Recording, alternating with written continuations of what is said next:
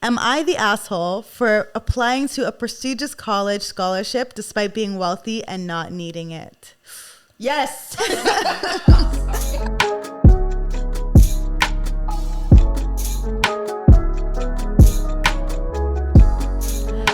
Hi everyone, and welcome to this week's episode of Don't Go Broke Trying. I'm your host Reni, and we are going to do a dilemma episode. And these episodes are short minisodes where I basically have my guest and I answer some questions that you have submitted or questions that I found on Reddit about the topic that we talked about in the previous episode. So I have a very special guest here today, Dolapo. Hello. Hello. Thanks for being here. Thanks for having me.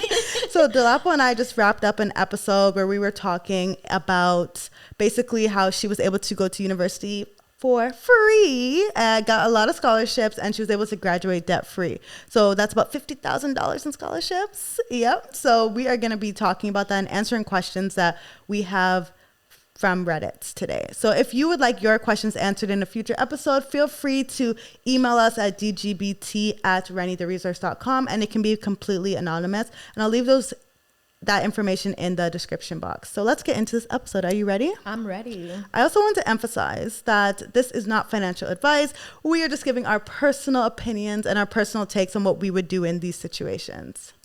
So dilemma number 1, international students, how the F did you finance your education? I'm utterly speechless. I just exchanged a few emails with the International Center, and they told me that private loans for international students are not available, which sobered me up real quick. Great, then what the F am I gonna do? I'm extremely frustrated since I would have loved to get into art fundamentals and then try to get into a CA program. But after this, what am I supposed to do now? Do I just give up on school? That would be awful. How did you guys manage to finance tuition and stuff? Did you sell your left kidney or what? They told me that students are permitted to work study, but it's not even covering 1/5 of the cost for international students. Also, there are only partial scholarships available that cover a few $1,000s a year. So is this it? Is this where my dream ends? I'm actually sad right now. Oh. I'm so sorry. Yeah. First of all, I'm so sorry that's the situation. It's completely not fair, the amount of tuition that international students have to pay. So completely hear you. Mm-hmm. Please do not sell your left kidney as well, because you need both. Yes. I will say, like, right off the bat with this situation, this person can consider, like, when it comes to like the 20 hours that you are like allowed to work, really consider which like roles you are partaking in, right? Mm-hmm.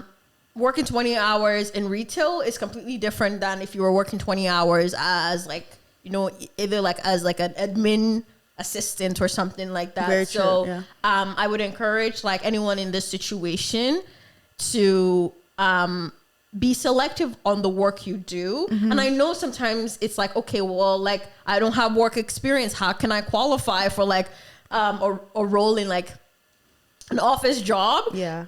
But again, like we had mentioned in the past episodes, like shoot your shot. There are a number of like things like I know like banks, especially like smaller credit unions, mm-hmm. are like more likely to allow like a student to be their like admin assistant or like a front clerk as mm-hmm. well. Yeah. Another thing to also consider is a number of like physiotherapists or like very true, yeah. Very like they're like medical services, but like not in like a clinic or you wouldn't need like a degree to work in, they also take students as as like employer, and they pay way more than what minimum wage would be. Yeah. And so that's one way to kind of like maximize earning potential mm-hmm. on that end. So that's one.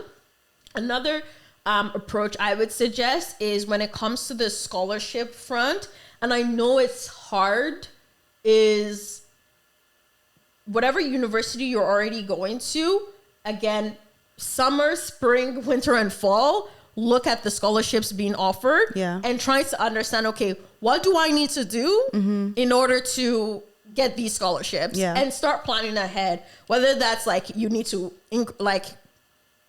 boost your grades, or you need to boost like your involvement in your campus community, or whatever else that like might require of you.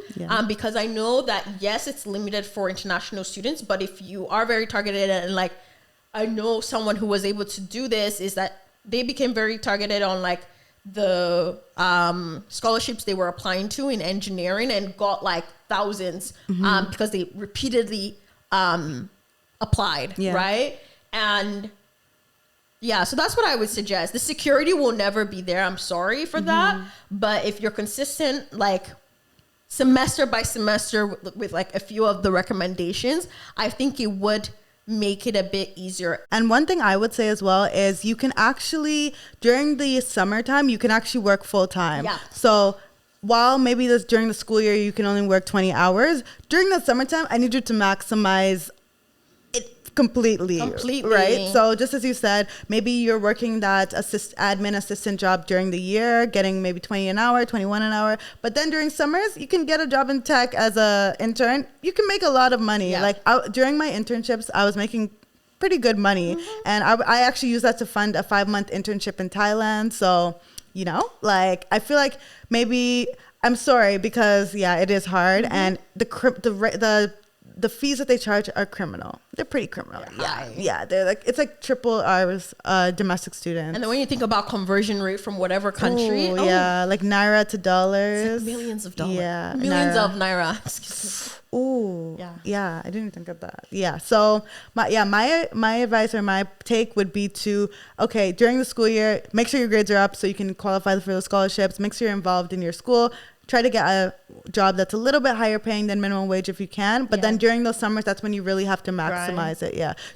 I know it's difficult. Some people go for like payday loans, but those are very predatory loans, and they can actually cause you a lot of harm long term. The interest rates don't make any sense. So if you can maximize that summer, get internships from your first year. Yeah. That's what I would do. Okay. Next question. Am I the asshole for quitting my unpaid internship? Oh, no. No, you're not. Okay. The person that's the asshole is the person not paying you for having you as an intern. Facts. Please. Okay, they gave some background. Oh, okay. Yeah. But I agree with you. I did an unpaid internship. It's not it. Okay. 21 non-binary person based in East Asia, started an unpaid work-from-home internship while I continued to look for a regular job in my field. Okay. My dad had called this opportunity volunteering since there was no compensation of any sort, only experience and a LOR, which is, I think, it's I can't remember what they call it, but LOR, given at the end of the internship after 4 months. Okay. This is a 3-person organization, so it's a small company, and I was fairly aware of the work I will be doing. A few weeks in, and this started to feel like a regular job with long hours. I and 2 other interns were essentially doing research, preparing content, and undertaking projects that would be paid approximately $800 to $1,000, which is quite a bit of money in their country. Once I worked for 10 days straight with no off days because they were project deadlines. Remember, unpaid. Remember this, unpaid. During the time I worked, I always made sure to do my work by Saturday so I could at least have my Sunday free. I struggle with both depression and anxiety, and it can get overwhelming at times. There were no fixed hours, and we would get messages from our manager at 11:30 p.m. There were expectations to be professional and have integrity, and that sometimes work has to be prioritized. Unpaid internships are extremely common in my country. I've done 2 of these during college, but I got credit for those, like school credit. I started feeling demotivated as there was no return on my time and hard work. I had planned to give a 2-week notice so that projects would not be affected. However, our responsibilities were set to increase and my projects would have just been unending. I sent a notice to my manager and politely explained that I cannot continue working anymore. They sent an email back saying that he hopes I'm aware of the fact that our projects are underway and that the 3-person work will fall on the other 2 interns. I replied that due to reasons I can't disclose, I am unable to continue working for the remaining months. Because this internship was so consuming of my time and energy, my personal projects have been halted. So many expectations in return for 0 pay. I spent hours doing valuable research to only get learning, and experience in the end. It was an amiable parting with the organization, but my friend believes that I am the asshole for leaving them midway with no heads up and a lot of burden. There was no contract or information provided that stated that we need to have a 2-week notice or that we cannot quit before the 4 months are over. So am I the asshole? But no, you are not the asshole. At all. At all. Zero in no dimension or at all. We don't condone unpaid internships. No. Especially given like the way the person mentioned that they gave notice, they provided so many also like working 10 days without like a break and things like that. Yeah. You are definitely not the asshole. Please take the time for your health. Yeah. Anxiety and depression is very real, and do not minimize your own experience or the toll that takes on you. Don't be gaslit by these people. Yeah, don't. And there are definitely, yes, I know a lot of countries, like internships are unpaid. Yes. But I would say the beauty of what's come out of the pandemic is the fact that now a lot of companies also offer remote internships that are paid, right? And so I would encourage for this person, if you are looking to, go back to work again when you are feeling like okay, definitely start looking at internships that are outside of your country and that are remote. Yes. If you're actively looking for one right now, one of my jobs is actually hiring. And so just like check me out on LinkedIn and send me a message, and more than happy to send you the application for an intern role. So never, ever, ever, like your mental health and emotional health is like more important than any project. Yes.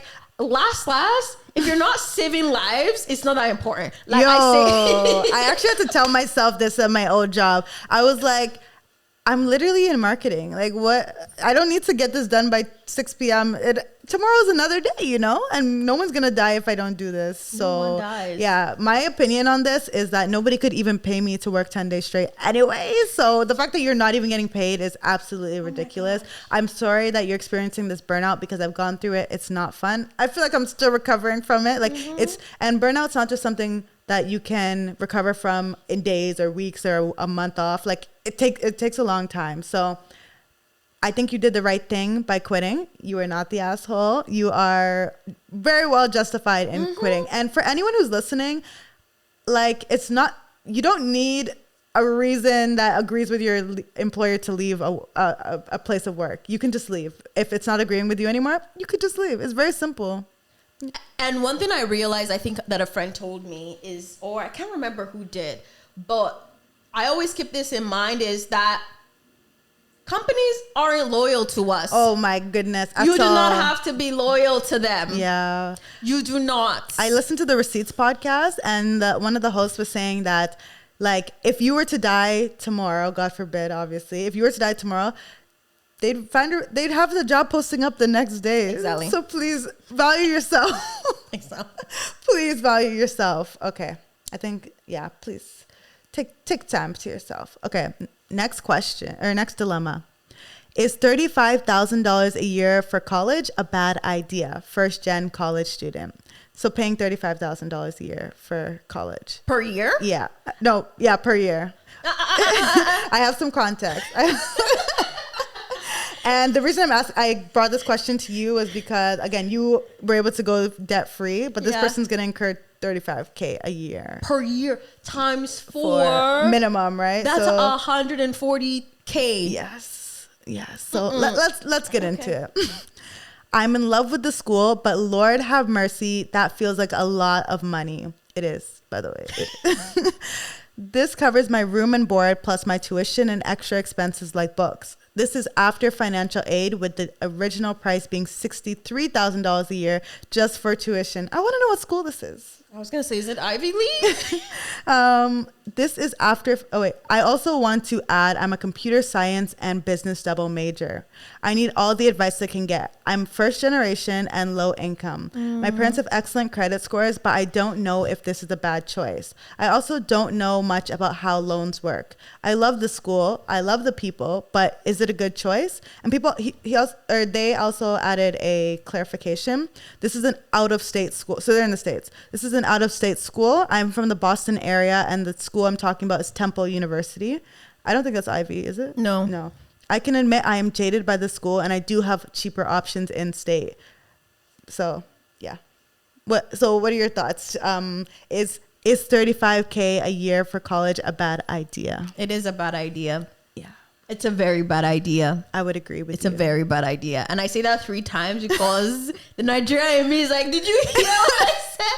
And first of all, I want to acknowledge this person for, going after what they want and building out their career and really thinking about it, because it does take a lot. But one thing that I want them to consider, actually not one thing, a few things. $140K is a lot of money that you do not need to be spending at maybe an average of 18, 19. Like by the time you even finish university, you're only in 22 max, 23 max? 22 and 140K debt. Yeah, and 140K debt that will definitely take a toll on your mental and emotional health. Yeah. And so save your future self that heartache. But in order to get that degree, computer and business, number one, that's excellent choice. That is a combination of those two, perfect. You're getting money when you graduate. Huge money when you graduate. That being said, given the fact that the person mentioned that they are from a low income family, as well as what they want to study, please look into scholarships. You literally, I don't want to say the cards, but you literally have a lot of cards in your favor, in the sense that there are, number one, either organizations or professional groups that have dedicated money to help students like you out, so that you do not have to spend so much going to university. Like you can still go to that university, but find options on how you can get it covered for. So, start looking for in your states, scholarships specific for students from low income neighborhoods. Also look at scholarships specific for first generation. If you're someone of color as well, whatever race you're in, specifically put that in Google, and you will find that there are a number of scholarships out there as well. I know that I thought the person was Canadian at first, because I was going to say Shopify literally has a program that they will pay for your school and give you a job right after for as a developer. But I'm sure that Google, Amazon, the big companies are there, thanks, from Facebook, Amazon, Apple, Netflix and Google, they probably all have programs that you can apply for that will cover your university and get you a job after. So please look into that. I really like where your head is at, but you have options. And I was like, okay, at least they're studying a degree that it's kind of sure that you'll get a solid job, unlike some others that I'm not gonna mention. But so that's one thing that's good for you. But the other, on the other hand, you have to realize that you're going into that's a lot of debt. It's not just and I feel like in the States they have full ride scholarships. Yes. So in Canada, I don't think we have as many as the States, but the States has a lot of full ride scholarships. So I would go wherever you can get a full ride scholarship, basically. And Temple University isn't even one of the top 20 universities in the country. So it's not like you're going to Harvard and you're going to spend that much money. It's because Harvard obviously comes with that name where it'll be even easier for you to get jobs. In this case, not so much. So to me, it doesn't make sense in my opinion to go and take out that much debt, especially because you don't know how loans work. I hope that you would not go and get a very predatory loan, because there are a lot of the system in Canada is one thing, but in the States, the loan system is another beast. Yeah. One of the comments actually said, very few programs are worth their price. Most programs are commoditized. Remember, these colleges are businesses and not some institution that's trying to serve the public good. Every one of them is trying to sell you. An admissions counselor is basically a salesperson, so don't be fooled by the invest in your education talk. Definitely get an education, but maximize potential outcome while keeping costs low. And I totally agree. Like I got into 4 different universities across Ontario, but I decided to go to the one that was closest to my house. And it was also the most affordable of the business schools. It still has a great name. And honestly, nobody ever cares where I went to school. Nobody cares. Nobody. Yeah, literally nobody cares. So I would say don't do this. Don't do this. Don't do it. Yeah. Please. Don't do this. You could make a lot of money post-grad. I'm not saying you won't, but you could also make that money and not be in debt because, of course, your first salary is going to go all to paying off this debt. And you still got to live, like pay your rent, pay so much. That too. Yeah. And remember, that 140K is just the principal. You're not considering the interest that they're going to charge you on that. So, yeah. Okay. Next question. Has anyone negotiated scholarships yet? I have scholarship offers from 2 schools I know I'm not going to attend. That's nice. Nice place to be in. I want to try and use these offers to ask the school I plan to attend to match the highest one or for anything really. I didn't receive any scholarship money from the school that I plan to attend, but I'm 100% sure that I am attending it. Has anyone negotiated a scholarship yet? I still don't have the financial breakdown from a majority of my schools, but need to start getting ready to negotiate so I can start to withdraw and get these scholarships to other people ASAP. Okay, first, I didn't even know that negotiating scholarships was a thing. It is a thing. Okay, this is another tip that everyone needs to write down. You can negotiate your scholarship, especially if you have like counter offers. It's just like if you had like a job offer, you can negotiate with whatever school. I think especially if it's like a postgraduate degree for like masters or like PhD. This person's in med school. Yeah. So I know I don't have experience in this, but from like speaking to like my mentor, she mentioned this to me of like how she was able to do it. So basically I would encourage the person to like, you can do that. Wow. And mention that, okay, yeah, you would really like to go to XYZ because of XYZ reasons, but you currently have XYZ offer. Are they willing to match it?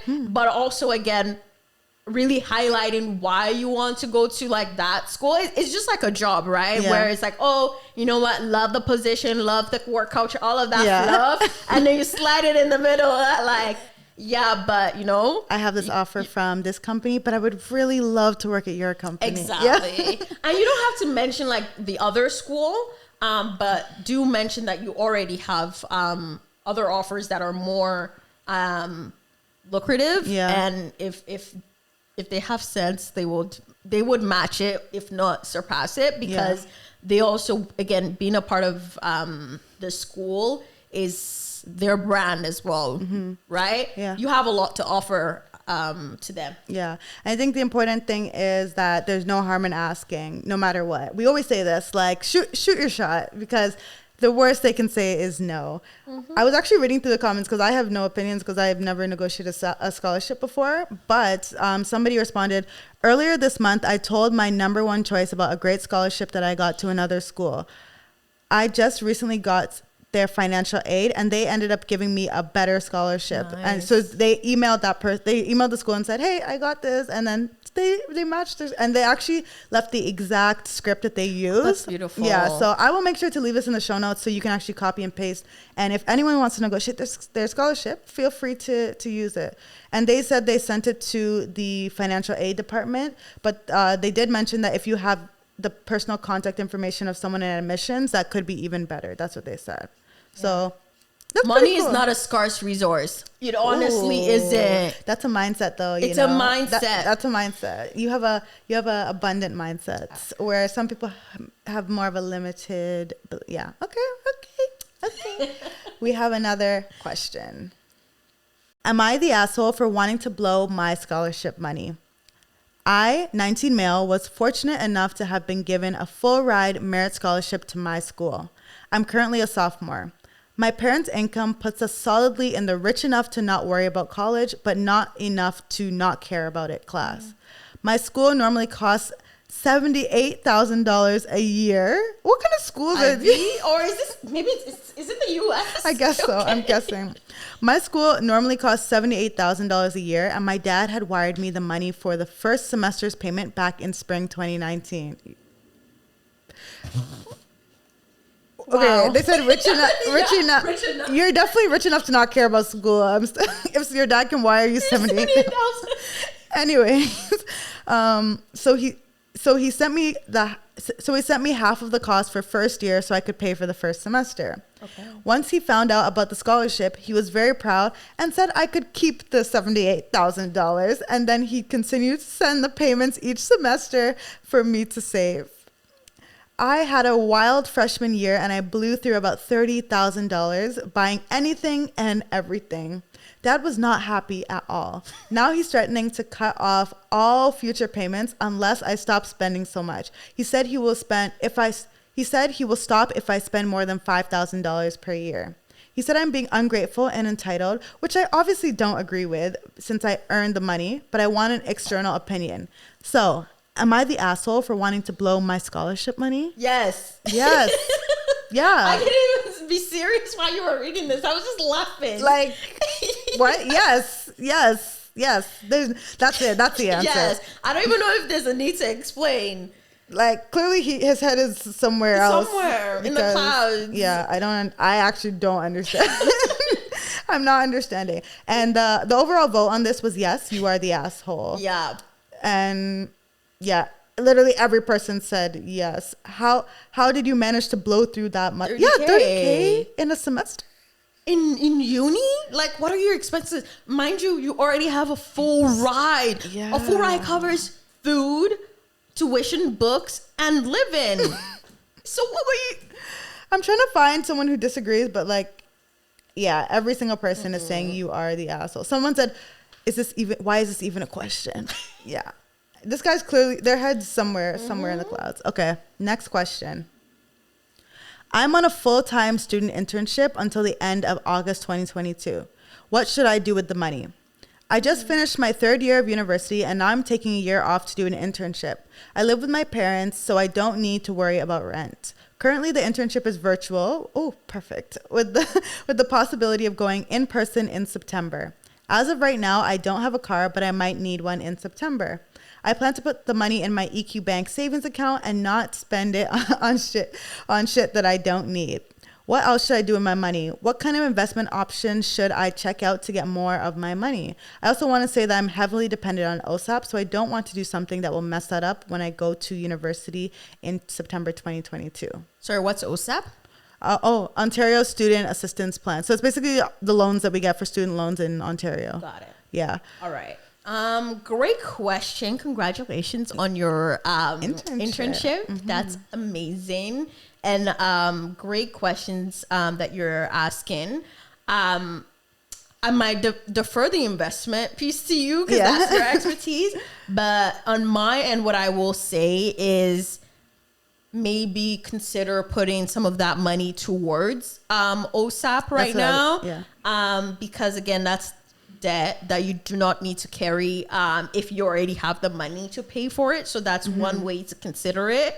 And then really assess, like, do you need the car, or is it just because you now have the money and you're like, oh, I need a car. So if it's something that you know, like, because cars depreciate, then you need to fix it. There's insurance. There's gas. Like, so many expenses will come up. It's not an asset. No. When it comes to the investment piece, I will say that when you have OSAP loans, so you're getting student funding, they're looking at how much money you currently have, and they're looking at what is in your tax-free savings account and in your RRSP as well.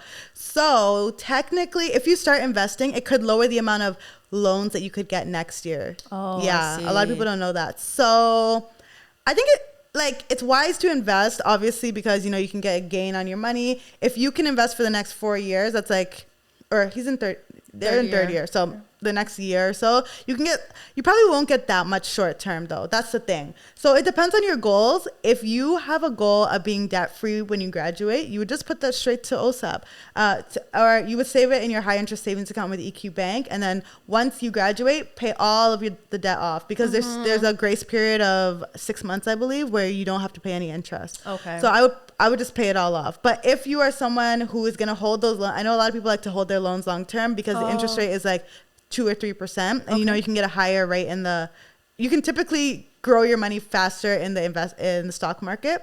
Some people like to invest instead. But the stock market right now? Yeah, that's true. But you have to have a long-term horizon for the stock market, because it's crying right now.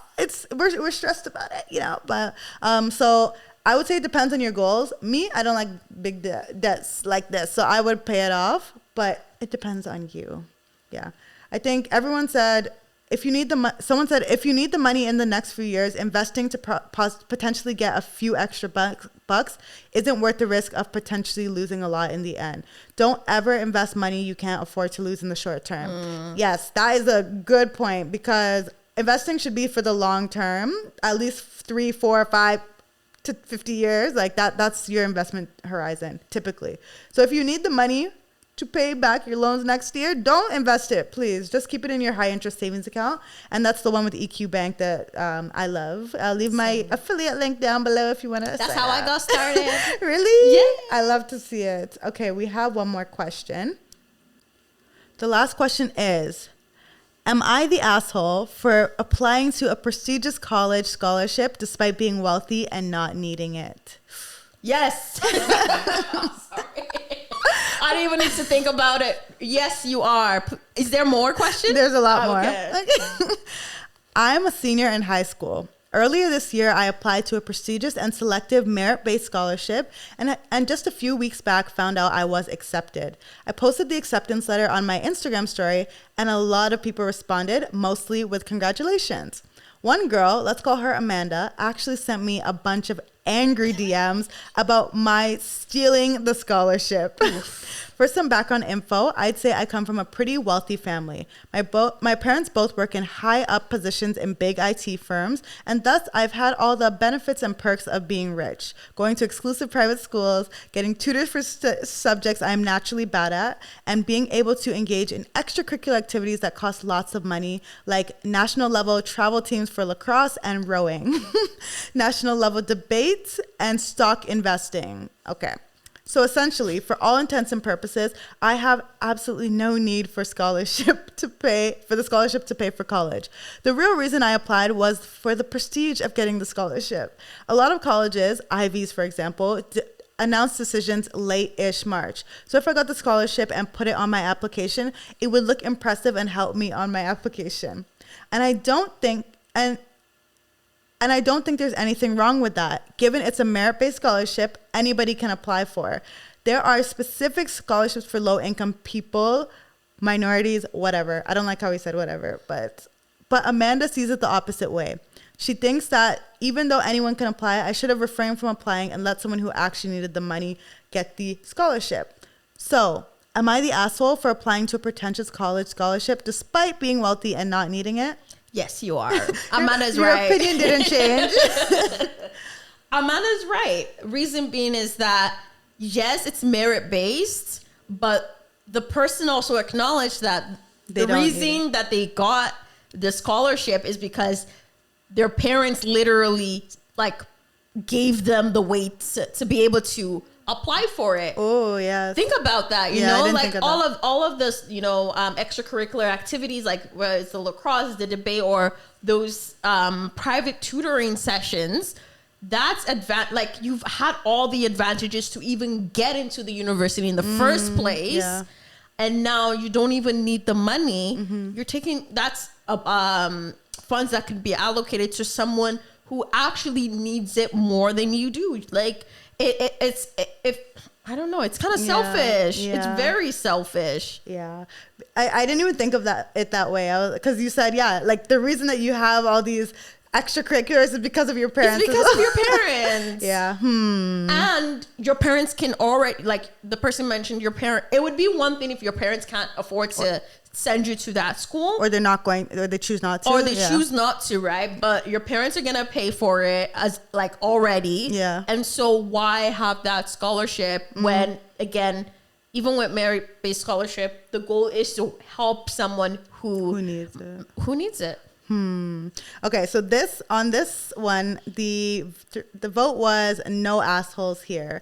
So usually it's like you are the asshole, you're not the asshole. This one is like a neutral setting. Like, oh, okay. So some people said yes, you are the asshole. Some people said no, you're not the asshole. So someone said you're the asshole. For you, the scholarship was nothing more than gilding the lily, something you could brag about, even though you didn't need it. And it sounds to me as if you know that. For someone else, that money could easily be the difference between going or not going to college. Again, it sounds like you already know all this and you're hoping someone will disagree with you.